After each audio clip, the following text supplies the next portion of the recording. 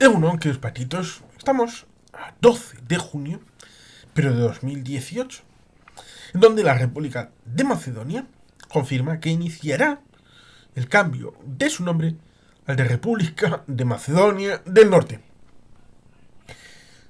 Macedonia tiene una historia compleja y complicada, como todos los países, como todos los pueblos, que tiene la suya propia particular.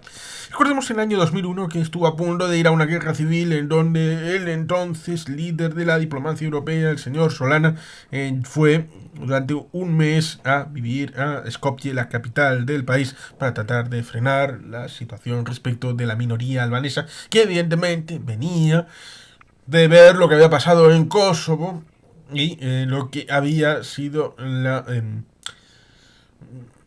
guerra. Los acuerdos fallidos en Rambouillet de 1998, en 1999, la campaña de bombardeo para frenar las políticas expansivas y hasta genocidas de Milosevic, que sería, curiosamente, en el año 2000, sería capturado por los propios serbios y sería enviado a un juicio en el que estaría esperando la sentencia y poquito antes de ser emitida fallecería. Por tanto, en 2001, en teoría, la cosa debería estar más o menos clara, pero no lo estaba, con esa minoría albanesa. Por tanto, es un país crisol, Macedonia del Norte, como se lo conoce ahora. Tiene esa vertiente para el norte con el ámbito de los albaneses, que son una minoría minoritaria, teniendo en cuenta que vienen del asunto de Yugoslavia, un país compuesto que bajo la égida de Tito fue uno de los participantes en la creación de la conferencia de Bandung, que tiene un vídeo específico en este canal, y evidentemente hasta 1980, el fallecimiento de Tito, tuvo sus tensiones con el ámbito de la Unión Soviética, haberse liberado a sí misma, el asunto de participar en Eurovisión, que puede sonar baladí para algunos, pero no es una tontería, el hecho de tentación de Yugoslavia de participar de la OTAN, de participar de la Unión Europea. Por tanto, ahí había más tela de que cortar.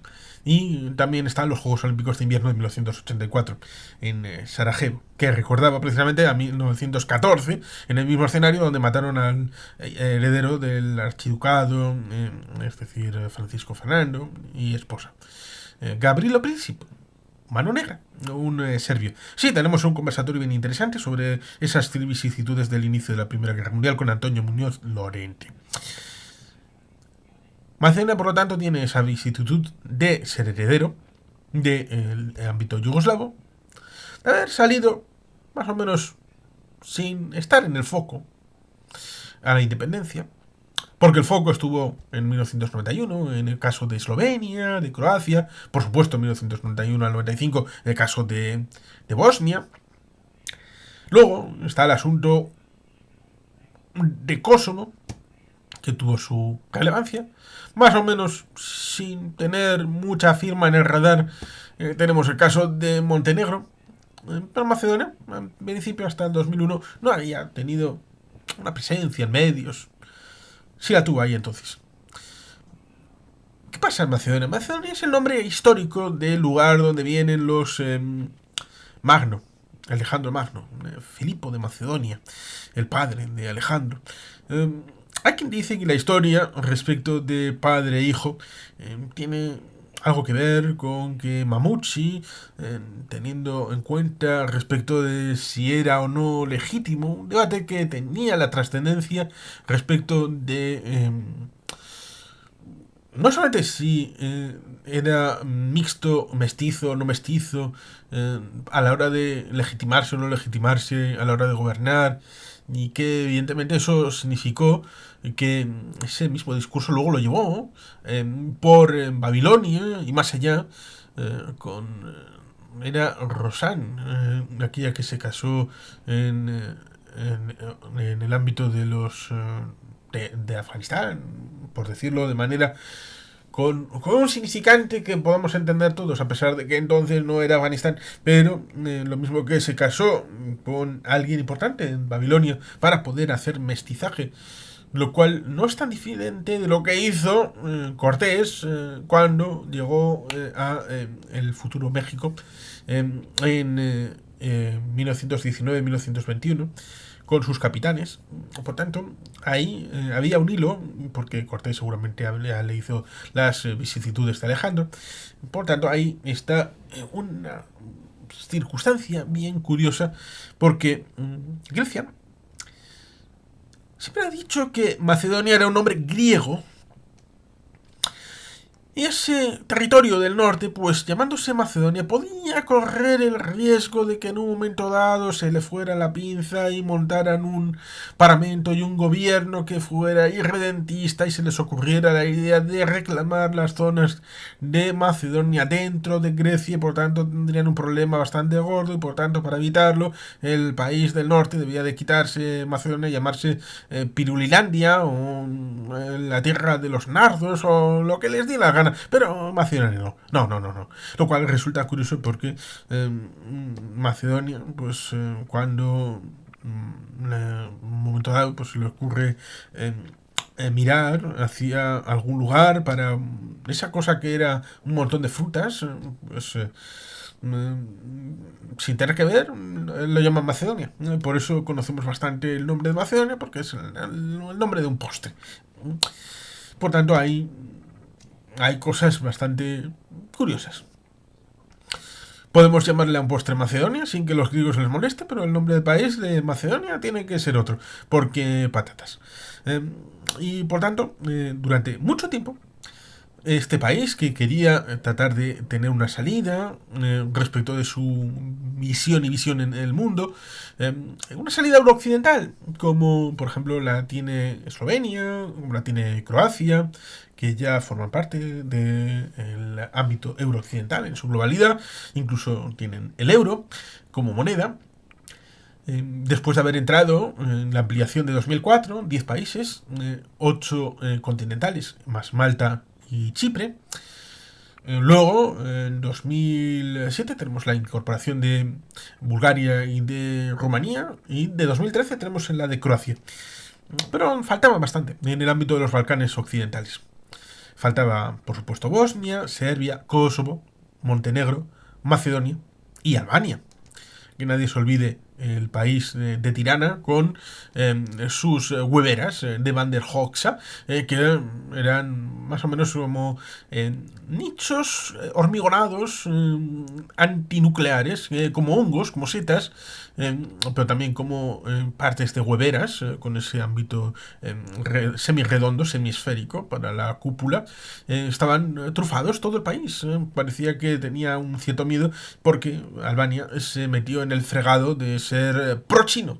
Sí, Tito era pro sí mismo, el resto de países eran pro-Kremlin, y como había que elegir algo distinto, Albania dijo, a ver, ¿quién está por ahí? Ah, Macedón. Bueno, nosotros estamos con los chinos, mira qué bien. Por tanto, ahí estaba una parte bien curiosa respecto de este ámbito. Y en un momento dado, se limitó por parte de, por ejemplo, Francia. A Francia se le ocurrió decir que había problemas en la integración comunitaria europea debido al asunto de la integración. Porque, por ejemplo, había países que montaban problemas. Reino Unido, que acabó saliendo, pero volverán. República Checa, que ya no montan problemas, que eso es algo del pasado, pero tuvieron un presidente, un jefe de Estado, que montaba problemas respecto de poner palos en las ruedas. Polonia, que también generó disfunciones. Recordemos el llamamiento antes de mayo de 2010, cuando entró David Cameron respecto del Tratado de Lisboa, que todavía estaba sin ratificar por Polonia y por República Checa. Sí, los legislativos habían ratificado el Tratado de Lisboa, sí, pero faltaba por firmar el jefe de Estado de Polonia y de República Checa. Y David Cameron les dijo, no firméis, y cuando yo llegue reabrimos la negociación, lo cual ciertamente es algo que no había sido visto hasta ese momento. Hasta ese momento el Reino Unido había sido bastante claro, transparente, bastante cumplidor cuando se negociaba, y había llegado a la última posición no habiendo logrado el máximo. Luego el Reino Unido era el más cumplidor, era el que más rigor ponía en asumir lo que entre todos habían aceptado, lo cual evidentemente fue una ruptura ya con simplemente la existencia de David Cameron. República Checa ahora está en la punta de lanza con el ámbito de Ucrania, con su actual jefe de Estado, y tiene una posición distinta. Pero Polonia está la evolución con el tema de Ucrania y con el cambio de el PiS con Donald Tusk.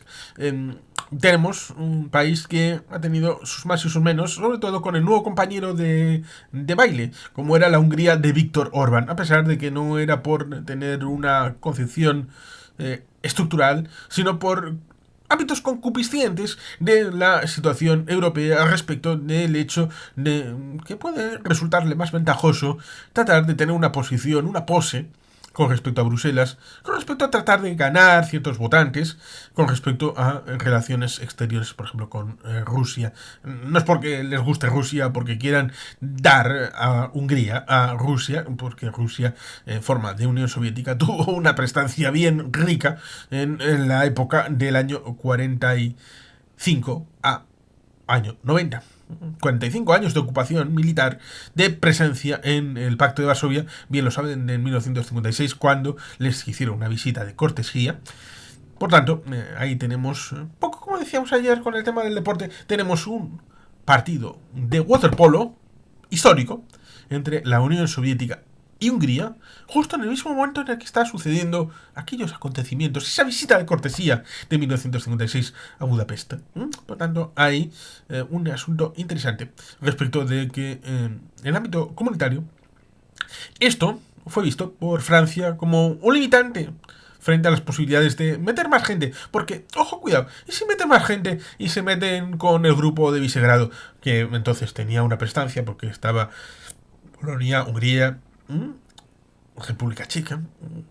Por tanto, hay un germen de una disfunción en la toma de decisiones que molestaba. Por lo tanto, meter a Serbia para meterla en el grupo directamente de los antieuropeos en el ámbito de la Unión Europea, pues era algo visto, rompía los esquemas a el presidente de Francia. Y por tanto, decidió unilateralmente, porque como tiene que ser por unanimidad, congelar, ¿no? Congelar la integración. No vamos a meter a nadie más. Eso es un problema. Geopolíticamente es un problema porque te mete el zorro en la gallinera. Lo mismo que hubo un problema en Kazajistán en enero de 2022, en donde el país estaba dividido en dos grupos de poder dentro del ámbito del liderazgo. Nursultán Nazarbayev había delegado el país a Tokayev. Y tenemos un vídeo específico sobre esto, pero vamos a hacer simplemente una incidencia respecto del hecho de que había dado un paso atrás para hacer como el padrino, como Lee Kuan Yew en el caso de Singapur, en el sur del sudeste asiático. Por tanto, aquello saltó por los aires porque los intereses de la nueva élite fueron más allá de lo aceptable y por tanto hubo una intervención de Rusia, lo cual evidentemente no fue lo que pasó con Armenia, con el choque con Azerbaiyán, y eso es algo que rompió la CSTO. Pero el concepto está ahí, el hecho de que cuando hay un vacío de ámbito de asunción de responsabilidades, Serbia y Afganistán fueron miembros asociados de la CSTO entre 2013 y 2021. En el caso de Afganistán, por motivos obvios. Creo que Serbia sigue estándolo, aunque la CSTO, evidentemente, ya es inoperativa en la práctica. Por tanto, cuando hay ausencia de relleno, el hueco es ocupado por otro. Y por tanto, la ausencia de la Unión Europea en forma estructural de integración en los Balcanes occidentales lleva a la integración de ese espacio a otros intereses geopolíticos de manera mucho más evidente, porque al no haber una integración en horizonte para estos países, China, por ejemplo con Montenegro, dando una carretera de $1.000 millones de una parte de la costa a un pueblo de cabras de 200 personas que no tiene ninguna significación ni una industria que digas, bueno, son 200 personas, pero al lado tienen una industria que amerita que haya... No. Casi quiebran el país.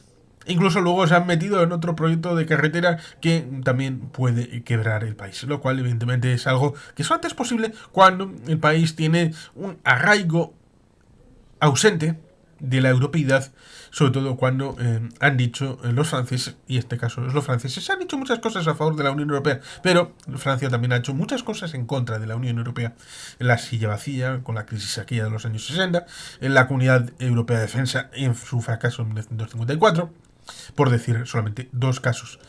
Y este es igual de gordo, el asunto de frenar la integración, porque la ampliación se ve como problemática respecto de la ordenación interna de los países y la toma de decisiones con dificultad para mantener el polo franco-alemán, que igual podría ampliarse con la ampliación, valga la redundancia, a un eje A4 o A5 que lideraran en modo troika y no a dos única y exclusivamente, como pueda ser la incorporación de España, Italia y Polonia a ese grupo director de 5 estados miembros en el liderazgo europeísta, pero que evidentemente tiene la dificultad de haber tenido al PiS en Polonia la perspectiva erróneamente asumida, que luego se ha visto equivocada respecto de la posición de Giorgia Meloni en el ámbito de Italia,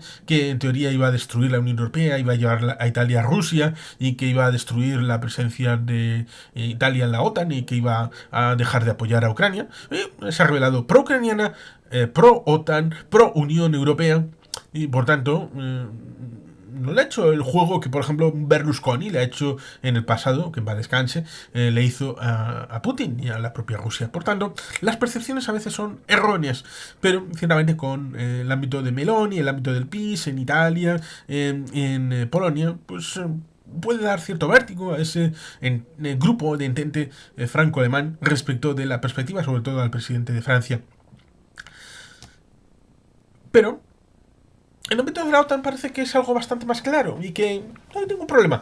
Sobre todo teniendo en cuenta de que es una organización militar defensiva en donde Albania ya está, Montenegro está, Macedonia del Norte ya está, en donde en principio había la misma situación de veto del nombre. Pero esa situación de cambio de nombre, del levantamiento del veto de Grecia, en el caso de la OTAN no hubo ningún problema y en defensa ya está integrado en Macedonia del Norte en la OTAN. Pero esto es un pero interesante, porque es el que previene y preconfigura el momento de la integración de Macedonia del Norte en la Unión Europea y del inicio de las negociaciones, cosa que todavía está en veremos. ¿Por qué? Pues porque después del asunto de Albania, con respecto de los albaneses dentro de Macedonia, que fue un problema estructural, a pesar de ser una minoría importante, pero una minoría en la zona del norte, con una serie de municipios que tiene una presencia importante. Después del asunto del nombre y de contentar a Grecia respecto de cambiar, bueno, Macedonia del Norte, el asunto de la bandera y de los símbolos y todo esto, para, por si acaso se les va la pinza y todo esto, y, bueno, pues vamos a dejar las cosas más o menos tranquilas. Luego aparece Bulgaria. Bulgaria que exige un cambio constitucional a Macedonia del Norte porque hay una minoría de búlgaros que merece ser respetada y merece ser respetada dentro del ámbito constitucional, siendo mencionados de manera explícita. Lo cual es reabrir viejas heridas que, si se vuelven a reabrir, ojo, cuidado lo que pueda salir de ahí, porque, por ejemplo, ¿recuerdan ustedes que han intentado asesinar a Robert Fico hace como un mes? Parte de la dirección de Víctor Orbán y del partido de Fidesz tiene la idea de la Gran Hungría. Una Gran Hungría que aglutinaría, en caso de ser asumida, la totalidad de Eslovaquia. Por tanto, es dificultoso el hecho de tratar de solventar estas dificultades. Recordemos cierta conferencia en Viena y cierto acuerdo al auspicio del Tercer Reich, que evidentemente no es para tenerlo en cuenta, sino para considerarlo como parte de los jalones de la historia. Por tanto, Robert Fico dicen que está a favor de Rusia. Dicen. Orbán dicen que está a favor de Rusia. Dicen. Orbán por dinero. Fico porque se lo cree. Vale, bien. Pero entre ellos también habría dificultades. Porque Fico querrá una Eslovaquia independiente. Y digamos que Hungría querrá también la gran Hungría con Eslovaquia dentro. Por lo tanto, ahí hay problemas bien gordos a la hora de entender la política. Lo mismo que la separación, como dice Fonseca, que lo conoce porque vive en la República Checa, lo conoce respecto a la idea de ir más adelante en la evolución, en 1993 en adelante, por la restauración de un esquema liberal, respecto de lo que en Eslovaquia más hacia atrás, sí cambios sí, pero más tranquilitos, y la nomenclatura del antiguo Partido Comunista se convierte en Partido Socialista. Cosas que pasan. Y luego dicen que el socialismo, barra comunismo y todo esto se casa muy bien con el Kremlin, lo que es un movimiento zarista prácticamente. Sí, con el ámbito del zar en la forma de Vladimir Putin, que en teoría no es el zar, pero es porque no se ha autonombrado todavía. Y por lo tanto, esa situación que remite a las guerras balcánicas, 1912, 1913, 1914, antes de la Primera Guerra Mundial, donde había ese asunto entre búlgaros y macedonios, con la sacada del Imperio Otomano, de toda la zona y todo aquello, ampliación de Bulgaria respecto de Grecia. El asunto de quién es el aliado principal de Rusia en los Balcanes, hay quien dirá Serbia, de toda la vida. No, históricamente era Bulgaria. Pero cuando le ofrecieron a Bulgaria hacer una lucha conjunta respecto de la toma de Constantinopla, Bulgaria dijo que no. Entonces dijeron, quita de ahí, bicho. Y por tanto ahí el zar de Bulgaria acabó teniendo menor prestancia en favor de los serbios. Sobre todo después de toda esa situación que comentamos en el conversatorio con Antonio Muñoz Lorente de la guerra ruso-japonesa, y la torna, después de salir con el rabo entre las piernas, de volver sus miras hacia Occidente y el ámbito de los Balcanes e intentar en 1914 tomar Constantinopla. Era un plan independiente de lo que sucedió respecto de la Primera Guerra Mundial, cosa que evidentemente no sucedió, como todo el mundo sabe. Pero en parte fue porque Bulgaria le dijo que no, y por tanto ahí definitivamente cambió el eje respecto de Serbia. Bulgaria parece que está en ese mundo todavía. En ese mundo en donde tienen la idea de tratar de obtener beneficios, pero no han cambiado el perfil de un mundo postmoderno con otros valores, con otra situación, que evidentemente son los valores de la Unión Europea, cosa que evidentemente frena la capacitación, ya sea por Francia y sus luchas geopolíticas, en el ámbito de Bulgaria, con sus menudencias localistas. Nos encontramos con esa situación en donde Macedonia del Norte está en la OTAN, pero no está todavía en la Unión Europea, a pesar de haber hecho en ese 12 de junio de 2018 los deberes con ese cambio de nombre que en teoría resolvían todos los problemas, pero luego empezaron a salir otros, lo cual evidentemente es desgaste de materiales y evidentemente puede generar problemas respecto del pensamiento de la sociedad del país a la hora de seguir manteniendo el pulso europeísta, cosa que en principio sigue estando ahí en todos los países de los Balcanes occidentales, porque ven que la capacitación de la Unión Europea para mejorar su vida es muy real. Lo ven en Rumanía, lo ven en Bulgaria, lo ven en Croacia, lo ven en Eslovenia. Y la salvación de Grecia también está ahí viva, hasta el punto de que han vuelto a liderar el país aquellos que le metieron en los problemas, como es Nueva Democracia, de los Karamanlis y todo aquello. Por tanto, ahí está el asunto. Arriesgarse y dejarles de lado, o convencer a los países incorporados a toda esta problemática y decirles, ojo, que igual se mete China, igual se mete Turquía, igual se mete Rusia, igual otras potencias meten sus zarpas en los Balcanes occidentales y hacen un problema a la Unión Europea en su corazón, cosa que evidentemente no estaba dentro del marco europeo cuando sucedieron las guerras. Tenemos un vídeo de 1 hora 48 minutos explicando políticamente cómo surgieron las guerras de Yugoslavia. Eso hay que cortarlo de raíz, no solamente con la intervención que ha habido en toda la situación política, sino también incorporándolos al espacio eurooccidental. No solamente a la OTAN, sino también al espacio de integración económica y de orientación política. Y eso debe de verificarse también en Macedonia del Norte. Y sin más, queridos patitos, es que ricasco, agur, berobat, Betty Helpien.